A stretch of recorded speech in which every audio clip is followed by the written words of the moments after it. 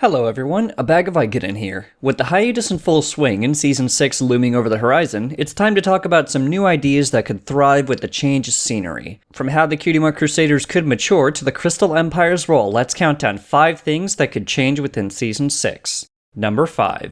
Don't use the Cutie Map anymore. The Cutie Map was necessary to stand out from Season 4's Rainbow Power arc. Nearly everything in Season 5 feels like it wants to differentiate from others by being more interconnected, notably with its characters and lore. While the Cutie Map was an excellent idea to flesh out Equestria's cities and also allow an element duo to tackle the episode's problems, these types of duos will eventually run out. The Cutie Map could work for another season. I would argue that the idea behind each episode is ultimately more important than where it takes place. However, switching up the overarching plot is now tradition ever since Star Swirl's Notebook in Season 3.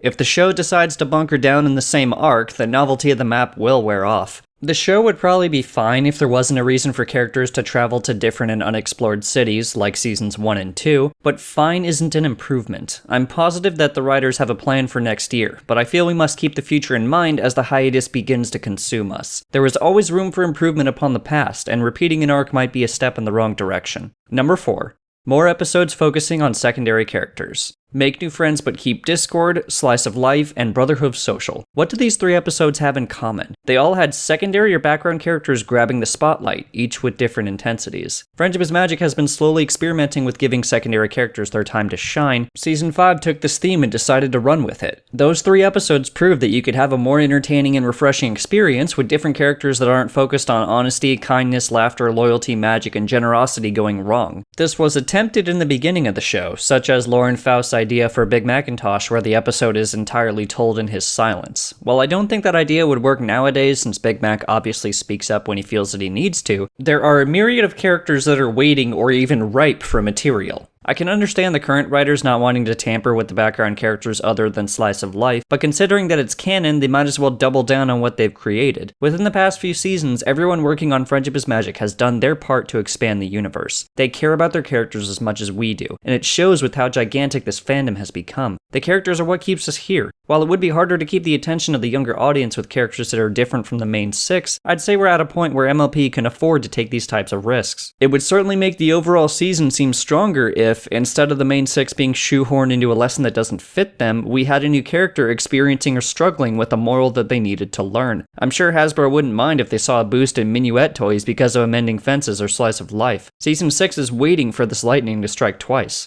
Number 3. The Cutie Mark Crusaders can't crusade for Buttmarks anymore. Much in the same vein as the Cutie Map, the Cutie Mark Crusaders now have their flank tattoos, which means that their status in the show should probably change. We've seen a myriad of criticism towards Season 4 for condensing Twilight's royal duties into the premiere and finale, and I could see this criticism being repeated if the CMCs act as if Crusaders of the Lost Mark didn't happen. I'd say the CMCs need their own Castle Sweet Castle, where the 3 are having issues with accepting that they have marks. They've searched for their talent rumps for more than 5 seasons, so it would be jarring if their next episode had them acting as if they'd had their marks for a while. While the mistake with Princess Twilight's status was not heinous, it should not be repeated. As much as it's easy to keep the status quo, Season 5 did the opposite of this. Characters are maturing and growing with the show, which is why Friendship is Magic cannot afford to backtrack. Number 2. The Crystal Empire needs a reason to exist. I love the Crystal Empire and I don't know why. The Crystal Ponies are cute aesthetically, and Princess Cadance having her own subjects is awesome and makes sense thematically with the rest of the princesses, except for Luna because I guess she doesn't get her own Bat Pony City, but I digress. There's a lack of substance within the Empire, and I feel that this is one of the few locations in Equestria that could be taken out without missing anything. The problem with the Crystal Empire is that any sort of lore that was added to it was added in GM Barrow's book on Princess Cadance and the official MLP comics, which not everyone has read. There hasn't been anything substantial added to it besides Spike's role as the savior. The Crystal Empire was said to affect all of Equestria with the magic of the Crystal Heart, but that doesn't seem to be the case since numerous villains can come and go as they please. I'm sure this is because Magical Mystery Cure was supposed to be the series finale, so having the magic protect the rest of Equestria as the show ends give us a happily ever after vibe, but Friendship is Magic didn't end. It's going into another season. So perhaps a change of the Crystal Empire and Cadance's overall role in Equestria is in order? Number 1. More continuity nods.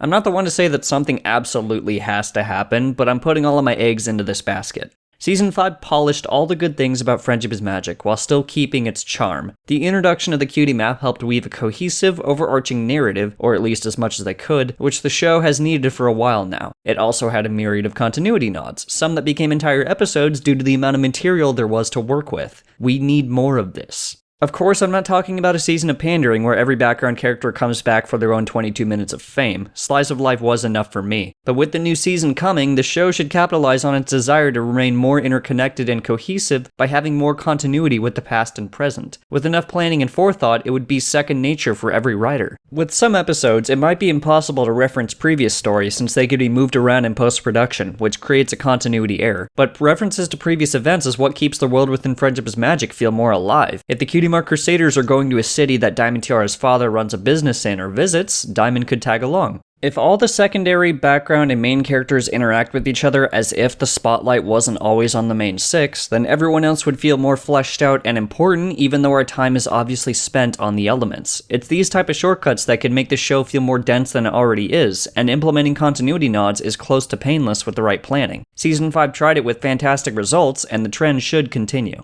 What do you guys think? Is there something in the next season that deserves a major change? Let me know in the comments. Make sure to check out some of my other videos in the Equestrian Daily podcast if you're interested. Thank you for watching, and I will see you guys soon. ABagOVicodin out.